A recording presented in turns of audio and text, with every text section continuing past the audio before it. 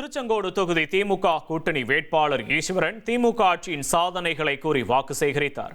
எலச்சிபாளையம் ஒன்றியத்திற்குட்பட்ட ராமாபுரம், பருத்திப்பள்ளி, அவினாசிப்பட்டி, வண்டிநத்தம் உள்ளிட்ட பகுதிகளில் திறந்த வாகனத்தில் தீவிர வாக்கு சேகரிப்பில் ஈடுபட்டார். அப்போது பேசிய அவர் மல்லசமுத்திரம் பகுதியில் தரமான சாலைகள் போடப்பட்டுள்ளதாக கூறினார்.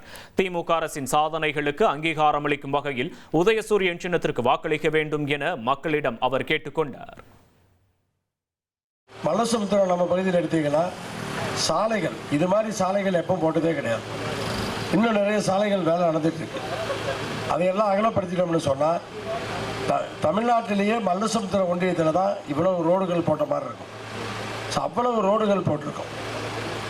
ஆனால் கண்டிப்பாக இதெல்லாம் முதலமைச்சருடைய அந்த ஒரு தனி கவனம், திருச்செங்கோடு தொகுதியின் மீது ஒரு தனி கவனம் செலுத்தி இவ்வளவு நிதியை கொடுத்திருக்கிறார்.